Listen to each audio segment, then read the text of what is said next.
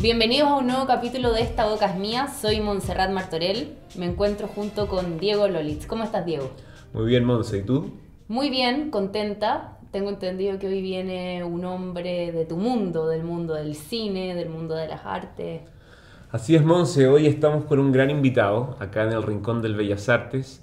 Estamos con Alejandro Torres, él es guionista, actor y cineasta, a quien le damos la bienvenida. Alejandro, gracias por estar con nosotros. Muchas gracias. ¿Cómo estás, Alejandro? Muy bien, muy bien. Feliz de estar acá con ustedes. Me parece increíble este espacio. Así que muchas gracias por la invitación. Gracias a ti por venir. Alejandro, queríamos partir con que nos contaras cuáles han sido tus principales influencias cinematográficas. ¿Qué te motivó Al para grano, estudiar directamente. cine? Al tiro. Empecé con materia directamente. Bueno, influencia, es que muchas, muchísimas, la verdad. Principalmente uno parte viendo el cine europeo, que es el cine que de alguna manera ha ido marcando escuela, pero después, ya sea en el proceso de la escuela de cine, uno se va encantando con el cine latinoamericano y con las temáticas que ha ido tocando el cine latinoamericano y conociendo todos esos cineastas que poco y nada transitan por las multisalas.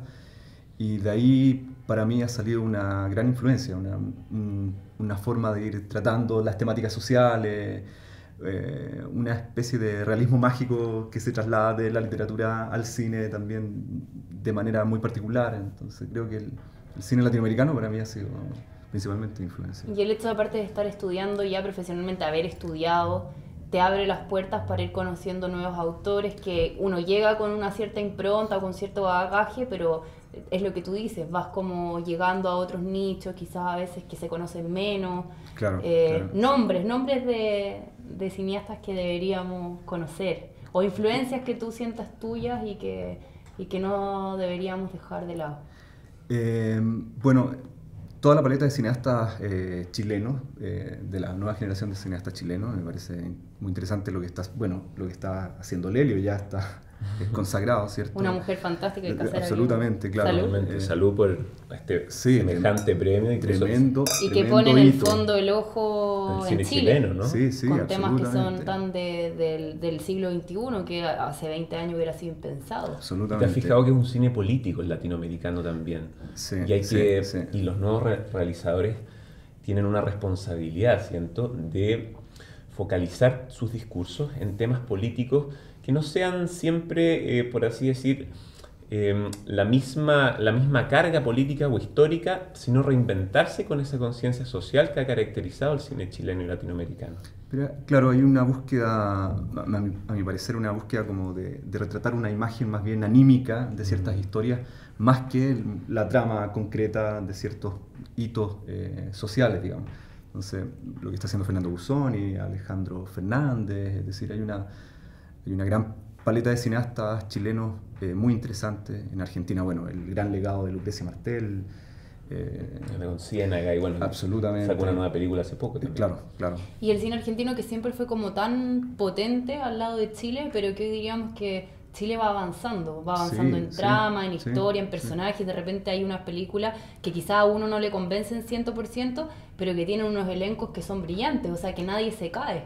Absolutamente. Entonces creo que el ojo del cine chileno en general está como bien, está con un buen ojo, se está dirigiendo bien. Sí, es que yo creo que también es parte de ese gran legado, esa gran escuela de cine documental que tuvo Chile y que se mantuvo, digamos, en ese periodo de recesión dictatorial.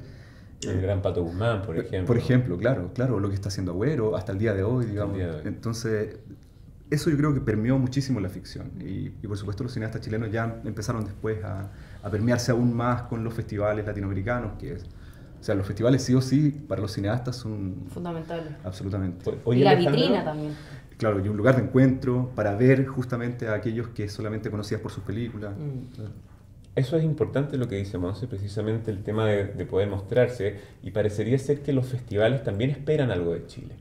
Hay un tema recurrente que se plantea en las películas, que es la dictadura, por ejemplo, y que a muchas audiencias le molesta que se retrate constantemente, pero parece que en la memoria y la necesidad de retratar y de constatar hechos brutales en la historia, siempre pugna y siempre parece hacerse un espacio. Y es una voz que a mi parecer necesita ser escuchada y nunca se hacen películas iguales. Por ejemplo, pasa con películas que hacen sobre la Segunda Guerra Mundial, por ejemplo, desde hasta las el día de películas hoy, Que hay toda una tradición también. que hace Spielberg, incluso desde Spielberg hasta algo ya casi satírico que hace Tarantino, pero sigue hablando, por ejemplo, sobre los nazis. Entonces hay cierto prejuicio con el cine chileno sobre hacer ciertas películas que sean de nuevo sobre la dictadura, pero hay algo de la memoria histórica que sigue intentando hacerse presente. Y es muy interesante que las voces jóvenes también sepan escucharla. ¿Qué te parece eso? Sí, bueno, a propósito de eso mismo, el portal Cine Chile sacó una nota sobre eso y desmitificaba un poco ese prejuicio, podríamos decir. En realidad, de todas las películas que se están haciendo actualmente, es muy variado lo que se está haciendo. Entonces, las temáticas sobre la dictadura en realidad son una más de las variadas temáticas que está tocando el cine chileno desde el documental a la ficción. No es así, pero curiosamente la percepción pasa como si el cine chileno estuviera anclado a una temática y que en la práctica no está haciendo de esa manera. Ahora, en lo personal yo creo que falta aún retratar la dictadura, tomarla desde todas sus aristas, desde esas aristas cotidianas, no solamente el retrato del acontecimiento histórico como el granito histórico del siglo XX para Chile. Y su humanidad también, la cantidad de historias que uno puede extraer de esos momentos y de esas situaciones. Esos retratos cotidianos me parece que pueden ser relevantes como para marcar una nueva mirada sobre la dictadura. Bueno, hoy día hay una nueva generación de jóvenes escritores, narradores, cineastas, dramaturgos que están tomando todo el tema de la memoria histórica y que tiene que ver un poco con la evolución del país. O sea, entre más tú vas asumiendo lo que va pasando, logras mirar y te das cuenta de lo importante que es rescatar todas aquellas cosas. Sí, creo que la literatura está tomando un peldaño más allá que de alguna manera va a guiar también al cine. De estas y otras cosas vamos a seguir conversando, nos vamos a fragmentos y volvemos. Vine a La Comala porque me dijeron que acá vivía mi padre, un tal Pedro Páramo. Mi madre me lo dijo y yo le prometí que vendría a verlo en cuanto ella muriera. Le apreté sus manos en señal de que lo haría, pues ella estaba por morirse y yo en plan de prometerlo todo. No dejes de ir a visitarlo, me recomendó. Se llama de otro modo y de este otro. Estoy segura de que le dará gusto conocerte. Entonces no pude hacer otra cosa sino decirle que así lo haría, y de tanto decírselo, se lo seguí diciendo aún después que a mis manos les costó trabajo zafarse de sus manos muertas.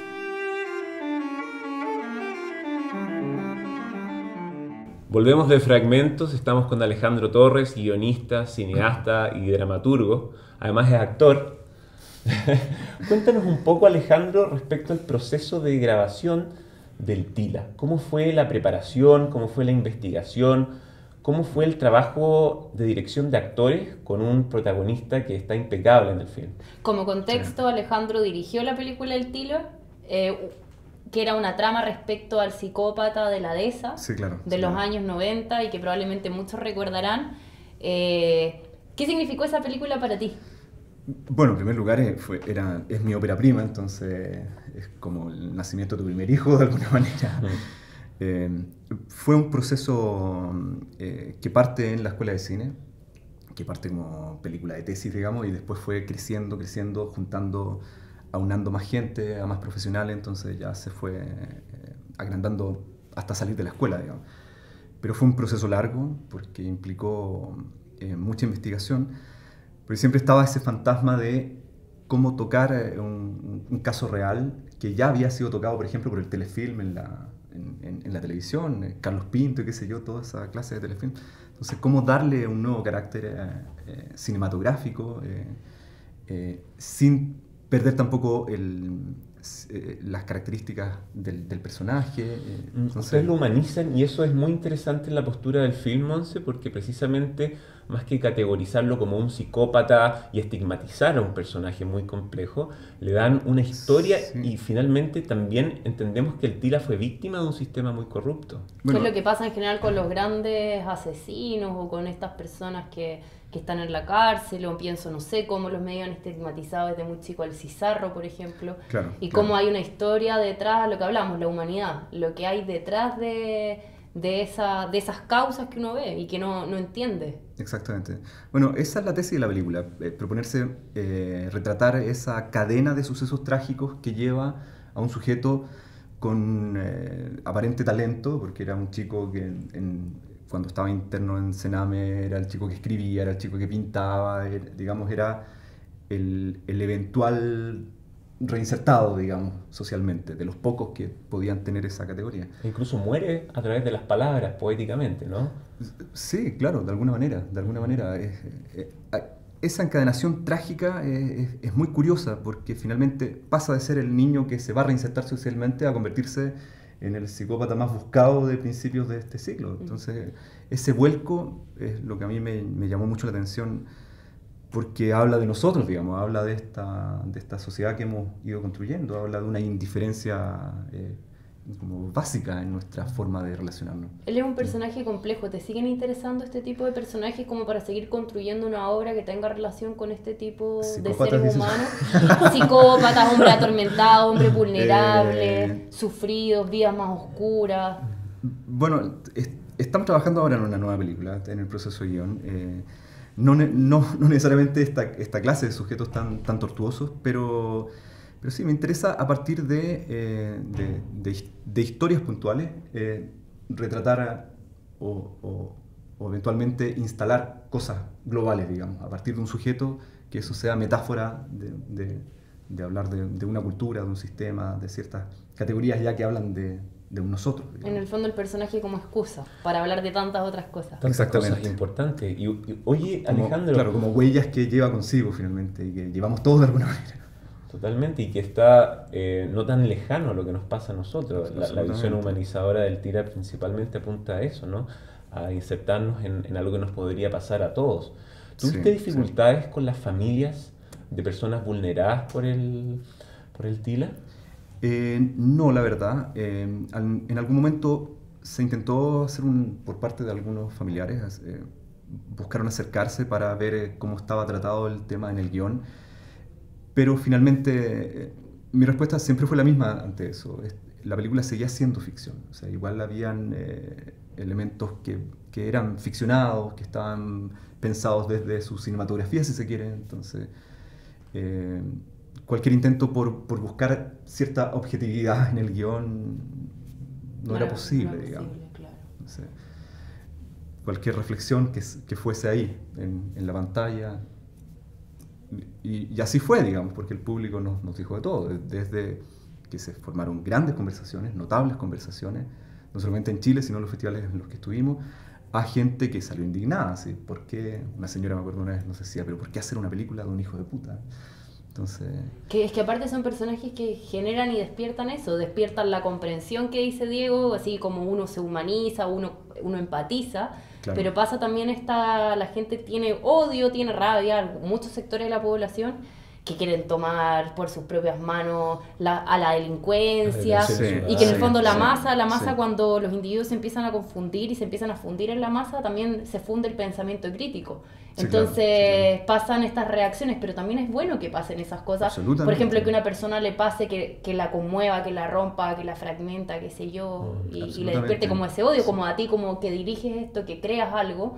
Me imagino que te satisface mucho el hecho de generar una reacción en tu audiencia. Sí, absolutamente. Bueno, no hay nada más lindo que la sala esté absolutamente compenetrada en un gran silencio. Eso es bellísimo. Y aunque la película te haya generado sensaciones contrarias a tu espacio ideológico posiblemente, ya el hecho de estar compenetrado en la película me parece que es el objetivo final. El regalo. El regalo. Y parecería ser que el cine plantea precisamente una postura ética, te increpa. ¿Te interesa ese tipo de cine? ¿Te interesa un cine político que increpe al espectador? Absolutamente. Yo creo que es a partir de lo que hablamos en un comienzo, es esta huella latinoamericana. Creo que el cine latinoamericano es reflejo de lo que es Latinoamérica, esta especie de juguera de culturas, de lenguas, con un pasado colonizador que nos une de alguna manera, con un proceso republicano, incluso procesos dictatoriales que también son similares dentro de los mismos años.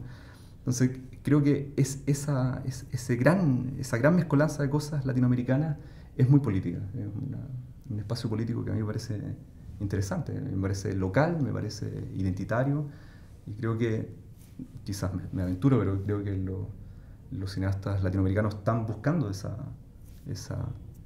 pequeña, no sé, ese pequeño camino, digamos, Y que al habla final de nosotros. es un compromiso también, o sea, el compromiso que asume, y que han habido tantas posturas divergentes a lo largo de la historia.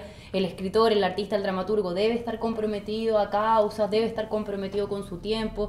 Hay hombres como Cortázar, por ejemplo, que no entienden la literatura si no es desde un lado político. Exactamente. Pero hay otros grandes escritores como José Donoso que te dicen: yo estoy aquí y no tengo que representar nada. Exactamente. Ahora eso político es distinto al cine político de los años 70, por ejemplo, fines de los 60, el cine de manifiesto.